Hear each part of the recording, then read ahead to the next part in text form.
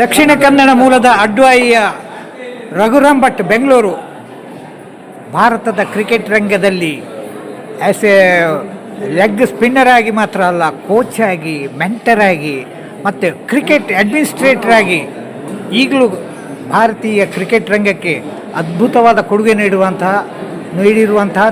ಇರುವಂತಹ ರಘುರಾಮ್ ಭಟ್ ಈಗ ನಮ್ಮ ಜನಭವನದಲ್ಲಿ, ಮಾಣಿಮಠದ ಜನಭವನದಲ್ಲಿ ಇದ್ದಾರೆ. ಬೆಂಗಳೂರಿನಿಂದ ತನ್ನ ಮೂಲ ಊರಿಗೆ ಬಂದಿದ್ದಾರೆ. ಈ ದಿವಸ ಜನಭವನದಲ್ಲಿ ಪೂಜ್ಯ ರಾಘವೇಶ್ವರ ಭಾರತಿ ಮಹಾಸ್ವಾಮಿಗಳ ಒಂದು ಭೇಟಿಗೋಸ್ಕರ ಬಂದಿದ್ದಾರೆ. ಕ್ರಿಕೆಟಿಂದ ಹೊರತಾದಂತಹ ಒಂದು ಆಧ್ಯಾತ್ಮಿಕವಂತಹ ಒಂದು ಏನು ತನ್ನ ಮೂಲದ ಬೇರನ್ನು ಹುಡುಕಿಕೊಂಡು ಅಲ್ಲಿಗೆ ಬಂದಿದ್ದಾರೆ. ಗುರುಗಳ ಭೇಟಿಯನ್ನು ಮಾಡ್ತಾ ಇದ್ದಾರೆ. ಪ್ರಸ್ತುತ ಭಾರತೀಯ ಕ್ರಿಕೆಟ್ ರಂಗದ BCCIಯ ಖಜಾಂಜಿಯಾಗಿ ಇಡೀ ದೇಶವ್ಯಾಪಿ ಅವರ ಬ್ಯುಸಿ ಶೆಡ್ಯೂಲ್ನ ಎಡೆಯಲ್ಲಿ ಇಲ್ಲಿಗೆ ಬಂದಿದ್ದಾರೆ. ಈ ಹಿಂದೆಯೂ ಅವರು ಕರ್ನಾಟಕದ KCA ಕ್ರಿಕೆಟ್ ಅಸೋಸಿಯೇಷನ್ನ ಏನು ಆ ಜವಾಬ್ದಾರಿಯಲ್ಲಿದ್ದರು, ಟ್ರೆಜರರ್ ಆಗಿ, ಏನು ಪ್ರೆಸಿಡೆಂಟ್ ಆಗಿ ಅವ್ರ ಜವಾಬ್ದಾರಿ ಆ ಸಂದರ್ಭದಲ್ಲೂ ಬಂದಿದ್ದರು. ಮತ್ತೆ ಆ ಗುರುಗಳನ್ನು ಭೇಟಿಯಾಗಿ ಗುರುಗಳ ಒಂದು ಅನುಗ್ರಹಕ್ಕಾಗಿ ಬಂದಿದ್ದಾರೆ. ಸಮಸ್ತ ಕ್ರಿಕೆಟ್ ರಂಗದ ಒಂದು ಬೆಳವಣಿಗೆಗೆ ಈ ದಿವಸ ಅವರು ಇಲ್ಲಿ ಪ್ರಾರ್ಥನೆ ಮಾಡಿದ್ದಾರೆ. ಗುರುಗಳಲ್ಲಿ ಆ ಕುರಿತು ಅವರ ಆಶೀರ್ವಾದವನ್ನು ತನಗೆ ಮಾತ್ರ ಅಲ್ಲ, ಇಡೀ ರಂಗಕ್ಕೆ ಒಂದು ಕೊಡುಗೆಯನ್ನು ನೀಡಲಿಕ್ಕೆ, ಈ ಭಾರತೀಯ ಕ್ರಿಕೆಟ್ ರಂಗಕ್ಕೆ ಒಳಿತಾಗಬೇಕು ಅನ್ನೋ ದೃಷ್ಟಿಯಿಂದ ಇವತ್ತು ಇಲ್ಲಿ ಬಂದಿದ್ದಾರೆ, ನಮ್ಮ ಜೊತೆಗೆ ಇದ್ದಾರೆ. ಈ ದಿವಸ ಶ್ರೀ ರಾಘವೇಶ್ವರ ಭಾರತಿ ಸ್ವಾಮೀಜಿಯವರನ್ನು ಭೇಟಿಯಾಗಿ ಮತ್ತೆ ಬೆಂಗಳೂರಿಗೆ ಅವರು ತೆರಳಲಿಕ್ಕಿದ್ದಾರೆ. 70-80ರ ದಶಕದಲ್ಲಿ ರಣಜಿ ಟ್ರಾಫಿಯಲ್ಲಿ ಮನೆ ಮಾತಾಗಿ ಹಿರಿಯ ರೋಜರ್ ಬಿನ್ನಿ, ಕೀರ್ಮಾನಿ ಮುಂತಾದ ಕ್ರಿಕೆಟ್ಗಳ ಜೊತೆಯಲ್ಲಿ ಆ ಕಾಲದ ಸಮಕಾಲೀನರಾಗಿದ್ದಂಥ ರಘುರಾಮ್ ಭಟ್ರು ಅವ್ರ ಬಗ್ಗೆ ನನಗೆ ಒಂದು ನೆನಪಾಗುತ್ತೆ. 82ನೇ ಇಸವಿ ರಣಜಿ ಟ್ರಾಫಿಯ ಸೆಮಿಫೈನಲ್ ಪಂದ್ಯದಲ್ಲಿ ಭಾರತೀಯ ಕ್ರಿಕೆಟ್ ರಂಗದ ದೇವರು ಅಂತ ನಾವೇನು ಗ್ರಹಿಸ್ತೇವೆ, ಸುನೀಲ್ ಗವಾಸ್ಕರ್ ಅವರಿಗೆ ಬೌಲ್ ಮಾಡ್ತಾ ಇರಬೇಕಾದಂಥ ಒಂದು ಸಂದರ್ಭದಲ್ಲಿ ರಘುರಾಮ್ ಭಟ್ರ ಸ್ಪಿನ್ ಮೋಡಿಯ ಆ ಒಂದು ಸಂದರ್ಭದಲ್ಲಿ ಅವರಿಗೂ ಒಂದು ಕ್ರಿಯೇಟಿವ್ ಆಗಿ ಒಂದು ಹೊಳೆಯಿತು. ಎಡಗೈಯಲ್ಲಿ ಆ ದಿವಸ ಅವರು ಬ್ಯಾಟಿಂಗ್ ಮಾಡಿದ್ದು ಬಹಳ ಪ್ರಖ್ಯಾತ ಅಂತ ಒಂದು ಕ್ರಿಕೆಟ್ನಿನ ಘಟನೆ. ಎಡಗೈಯಲ್ಲಿ ಬ್ಯಾಟ್ ಮಾಡಿದರು, 5-6 ಓವರ್ಗಳನ್ನು ಆಡಿದರು. ನಾನು ಒಮ್ಮೆ ರಘುರಾಮ್ ಭಟ್ರು ಸಿಕ್ಕಿರುವಾಗ ಅವ್ರ ಹತ್ರ ಕೇಳಿದೆ, ಏನು ಸುನೀಲ್ ಗವಾಸ್ಕರ್ ಭಾಳ ತಮಾಷೆಯಾಗಿ ಆ ಒಂದು ಕ್ರಿಕೆಟ್ ಪಂದ್ಯದಲ್ಲಿ ಎಡಗೈಯಲ್ಲಿ ಬ್ಯಾಟಿಂಗ್ ಮಾಡಿದ್ರು ಅಂತ ಕೇಳಿದ. ಆಗ ಅವ್ರು ಹೇಳಿದರು, ಇಲ್ಲ ಅದು ಕ್ರಿಕೆಟ್ನಲ್ಲಿ ಸೆಮಿಫೈನಲ್ ಅಂತ ಹೇಳಿದ್ರೆ ಅದು serious match, it's not a ಫನ್ಗಿನ್ ಏನಲ್ಲ, ಅದು ಅವರ ಸ್ಕಿಲ್, ಅದು ಏನಿದೆ, ಅವರ ಪ್ರತಿಭೆ ಏನಿದೆ ಅದನ್ನು ಅನಾವರಣ ಮಾಡಿದ್ದಾರೆ ಅಷ್ಟೇ ಅಂತ ಅವರು ನನ್ನಲ್ಲಿ ಖಾಸಗಿಯಾಗಿ ಮಾತಾಡುವಾಗ ಆ ವಿಷಯನ ಹೇಳಿದರು. ಖ್ಯಾತ ಕ್ರಿಕೆಟರ್ ರಘುರಾಮ್ ಭಟ್ರು ಈ ದಿವಸ ಮಾಣಿಮಠಕ್ಕೆ ಬಂದಿದ್ದಾರೆ. ಅವರ ಜೊತೆಗೆ ಅವರ ಸಹೋದರಿ ಇದ್ದಾರೆ. ಏನು ನಿಮ್ಮ ಹೆಸರೇನು ಹೇಳಿದ್ರಿ?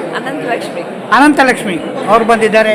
ನಂತರ ನಮ್ಮ ಖ್ಯಾತ ಬರಹಗಾರ್ತಿ ಸವಿತಾ ಅಡ್ವಾಯಿ ಅವರು ಬಂದಿದ್ದಾರೆ. ಅವರು ಒಂದೇ ಮನೆಯವರು. ನಿಮ್ಮ ಮೈದುನ ಹಾಗೆ 3 ಜನ ಬಂದಿದ್ದಾರೆ. ಪರಮಪೂಜ್ಯ ಗುರುಗಳ ಭೇಟಿಗೆ ಕಾಯ್ತಾ ಇದ್ದಾರೆ.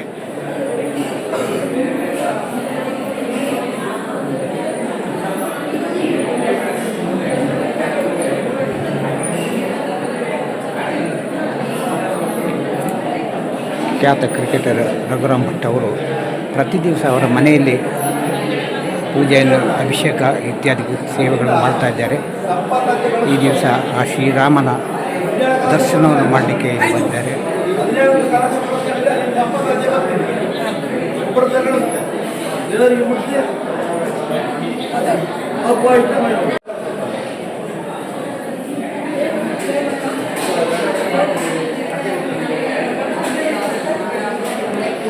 ಅವರು ಬ್ಯಾಂಕರು ಮಾತ್ರ ಅಲ್ಲ, ಅಡ್ಮಿನಿಸ್ಟ್ರೇಟರ್, ಕ್ರಿಕೆಟರ್, ಈ ಎಲ್ಲ ಸರ್ವಾಂಗ ಒಂದು ಕೌಶಲ್ಯ ಇರುವಂಥ ಇವರು ದೇಶದ, ಇಡೀ ಪ್ರಪಂಚದ ಒಂದು ಅತ್ಯಂತ ಬಲಿಷ್ಠವಾದ BCCI ಸಂಸ್ಥೆಯ ಟ್ರೆಜರರ್ ಆಗಿ ಸೇವೆ ಸಲ್ಲಿಸ್ತಾ ಇದ್ದಾರೆ. ಇದೆಲ್ಲ ನಮ್ಮೆಲ್ಲ ಕನ್ನಡಿಗರಿಗೆ ಹೆಮ್ಮೆಯ ವಿಷಯ. ದಕ್ಷಿಣ ಕನ್ನಡ ಮೂಲದ ಅಡ್ವಾಯಿ ಮನೆಯ ರಘುರಾಮ್ ಭಟ್ ಇಂತಹ ಒಂದು ಅದ್ಭುತವಾದ ಸಾಧನೆಯನ್ನು ಅವರು ಮಾಡಿದ್ದಾರೆ. ಇವತ್ತು ನಮ್ಮ ಜೊತೆ ಅವರು ಈ ಸಂದರ್ಭದಲ್ಲಿ ಮಾಣಿಮಠದ ವರ್ಧಂತಿಯಲ್ಲಿ ಅವ್ರು ನಮ್ಮ ಜೊತೆ ಇರೋದು ಅತ್ಯಂತ ಖುಷಿಯ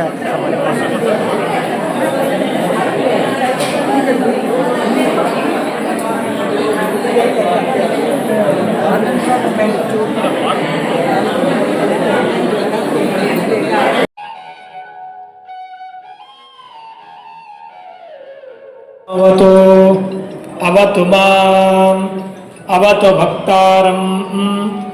ಓಂ ಶಾಂತಿ ಶಾಂತಿ ಶಾಂತಿ. ಕೊಲ್ಲೂರಿನಿಂದ ಪ್ರಸಾದವನ್ನು ತಂದಿದ್ದಾರೆ ಗೋಯಿಸೋರು. ಅವರು ಬಂದು ಪ್ರಸಾದವನ್ನು ಮುಟ್ಟಿಸಿಕೊಂಡು ಫಲ ಸಮರ್ಪಣೆಯನ್ನು ಮಾಡಬೇಕು.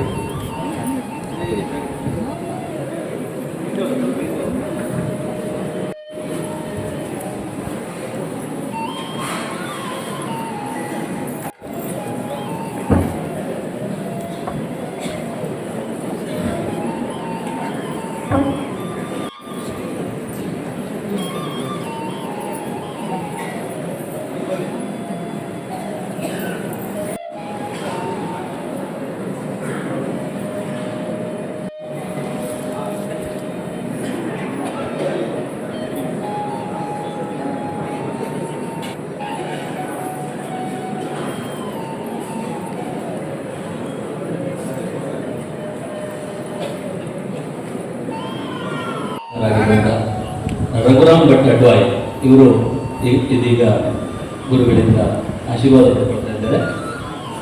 ಅವರು ಪ್ರಸ್ತುತ BCCIಯ ಖಜಾಂಚಿಯಾಗಿದ್ದು ನಮ್ಮ ದಕ್ಷಿಣ ಕನ್ನಡ ಜಿಲ್ಲೆಯ ಬಂಟ್ವಾಳ ತಾಲೂಕಿನ ಪೆರುವಾಯಿ ಗ್ರಾಮದ ಅಡ್ವಾಯಿ ನಿವಾಸಿ ಮತ್ತು ಶ್ರೀ ರಾಮಚಂದ್ರಾಪುರ ಮಠದ ಶಿಷ್ಯರು ಅನ್ನೋದು ನಮಗೆಲ್ಲ ಹೆಮ್ಮೆ. ಅವರಿಗೆ ಇದೀಗ ಶ್ರೀ ಗುರುಗಳು ಆಶೀರ್ವಾದವನ್ನು ವಿಶೇಷ ಆಶೀರ್ವಾದವನ್ನು ನೀಡಲಿಕ್ಕಿದ್ದಾರೆ.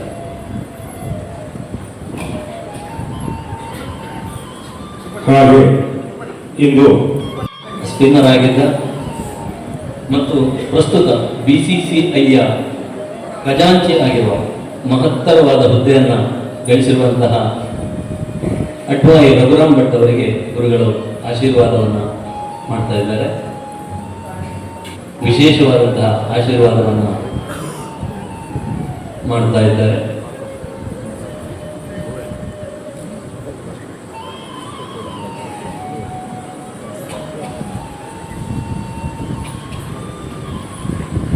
ಇದನ್ನ ಸಮರ್ಪಣೆ ಮಾಡಿದಂಥವರು ಕೈತಜೆ ಸುಬ್ರಹ್ಮಣ್ಯ ಭಟ್ ಉಳ್ಳಾಜಿ. ಇವರು ನಮ್ಮ ಮಾಳಿಮಠ ಮಹಾಸಮಿತಿಯ ಮಾಜಿ ಅಧ್ಯಕ್ಷರು ಹೌದು. ಇದೀಗ ಕೈತಜೆ ಸುಬ್ರಹ್ಮಣ್ಯ